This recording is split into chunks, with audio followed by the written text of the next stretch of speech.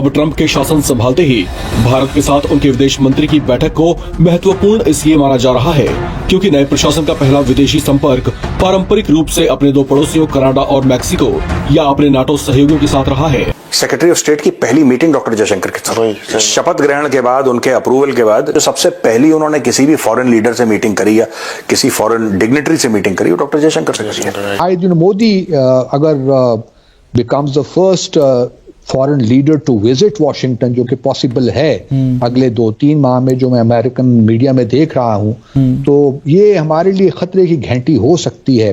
लग ये रहा है कि जो नेट बेनिफिशियरी साउथ एशिया से तो इंडिया ही है, और उसकी वजह यह है कि पाकिस्तान ने कोशिश की, लेकिन इसमें थोड़ी सी कंसिस्टेंसी चाहिए होती है। साथ में उनकी मीटिंग हुई है किसके साथ?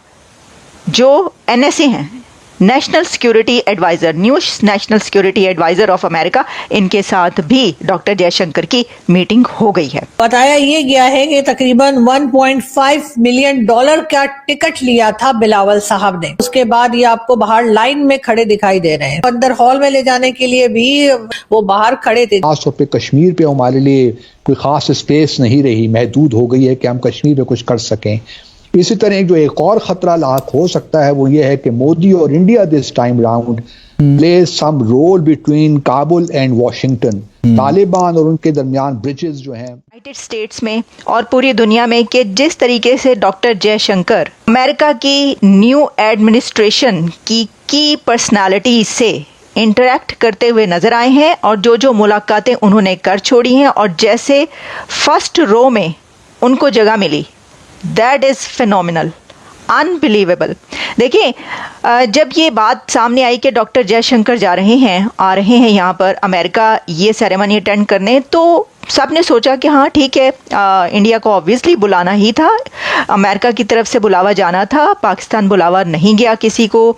लेकिन 21 इन्विटेशंस में से कौन कौन लोग यहाँ पर पहुँच सका, तो ये एक तस्वीर मेरे सामने नज़र आ रही है, ये आप देख रहे हैं, ये बिलावल भुट्टो की एक तस्वीर लगाई हुई है, लेकिन मुझे लग रहा है कि ये तस्वीर उनकी नहीं है, ये कोई फेस लगाया हुआ है ये।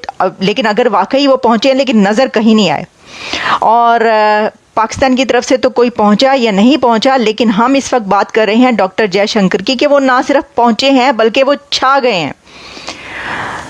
Secretary state of United states of America, यानी अब इस वक्त new secretary state Marco Rubio के साथ उनकी मुलाकात हो गई है, उनका इंटरेक्शन हुआ है, उनकी मीटिंग हुई है मार्को रूबियो के साथ, और सिर्फ सेक्रेटरी मार्को रूबियो के साथ ही नहीं, बल्कि जैसा मैंने कहा कि वो कौन सी डिग्निटरी है, वो कौन सी न्यू एडमिनिस्ट्रेशन में वो कौन सा नाम नहीं है जिनके साथ उनकी मीटिंग ना हुई हो। चलिए हम स्टार्ट कर देते हैं 19 जनवरी से। देखिए, जो डॉक्टर जयशंकर है ना, एक तो मैंने आपको बताया कि उन्होंने क्या कहा है। उन्होंने कहा है कि मेरे लिए बड़े ऑनर की बात है कि मैंने इंडिया को रिप्रेजेंट किया। वो क्यों कहा उन्होंने? क्योंकि इस वक्त हर तरफ उनकी बात हो रही है।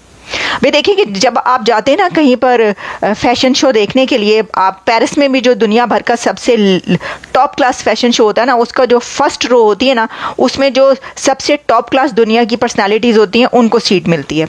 अब आप यूनाइटेड स्टेट्स की इस इनॉग्रल सेरेमनी में लोगों ने बहुत कोशिशें की, मिलियंस ऑफ डॉलर्स स्पेंड किए हैं, ये भी आप जान लें।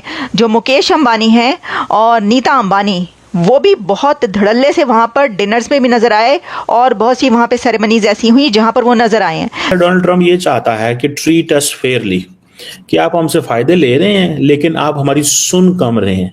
ये चीज वो इंडिया को कहते हैं, यही चीज जो है वो बाकी ममालिक को कहते हैं कि जी ये सुनते हैं हमारी कम है, ये फायदे हमसे ज्यादा लेते हैं। सो मुझे ऐसे लगता है कि ये चीज जो है वो ये चीज जो है वो नजर आएगी। ठीक है, बाकी एक तरफ हम देखेंगे कि ये तो एक अदारा जो ट्रम्प कह रहे हैं कि मैं छोड़ रहा हूँ, ठीक है, there are other institutions from may leave. आप देखें WHO का एनुअल बजट आई थिंक कोई $7 अरब के करीब है। ठीक है जी, अब बड़ा बजट जो है आप समझ लें 1/5 जो बजट है WHO का वो अमेरिकन देते थे। So what vote Trump will have in WHO? Basically तो ट्रम्प समझ गया कि तुमने मेरे 4 साल जाया किए हैं, मैं वो बहुत सारी चीजें कर सकता था जो तुमने, लेकिन ट्रम्प के लिए अच्छा भी है कि उसको इन 4 सालों में पता चला है कि मैंने कौन सी चीजें करनी है। रादर देन कि वो एक अपनी ले में चले जाते हैं एंड देन पता ना चलता क्या है। ठीक है जी। सो आज उन्होंने वो ये चीज आइसोलेशनिज्म की तरफ जा रहे हैं। This is what at least would understand. दुनिया इसको ऐसे ही अंडरस्टैंड करेगी कि ये आइसोलेशन है। दूसरा जारी बात है, उन्होंने बाकी जो चीज़ें की हैं वो इंटरनल, वो हम उस पर नहीं बात करने जा रहे, लेकिन लग ये रहा है कि जो नेट बेनिफिशियरी साउथ एशिया से तो इंडिया ही है। और उसकी वजह ये है कि पाकिस्तान ने कोशिश की, which is a good effort by the way, Pakistani foreign interior minister की बहुत अच्छी एफर्ट है, एटलीस्ट यू रीच आउट। ठीक है, लेकिन इसमें थोड़ी सी कंसिस्टेंसी चाहिए होती है। कंसिस्टेंसी इस तरह चाहिए होती है कि अगर हमारे इंटीरियर मिनिस्टर साहब जो हैं वो रीच आउट कर रहे हैं तो ये फॉरेन मिनिस्टर को भी करना चाहिए, बाकी इदारों को भी करना चाहिए। ये नहीं है कि आप एक एक दफा मिल के आ गए हैं और इस वक्त मिल के आ गए हैं। Every event in the United States you need to conduct, हर इवेंट को कंडक्ट करने की जरूरत है। और अगर आप इन इवेंट्स को इग्नोर करते जाएंगे, तो then it won't make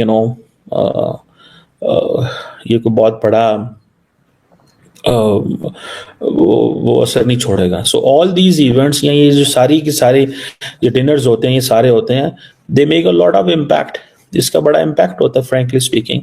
and in my assessment, in my understanding, it's very important at this moment कि हम सब लोग जो हैं वो इसको रियलाइज कर सकें कि पाकिस्तान को कॉन्टिन्यूटी चाहिए। जिस तरह इंडियंस अपनी स्पेस बना चुके हुए हैं, जिस तरह डॉक्टर जयशंकर जो है, मैं ये नहीं कह रहा कि अमेरिकन स्टेट डिपार्टमेंट की पॉलिसी हमारे बारे में चेंज हो जाएगी, नहीं।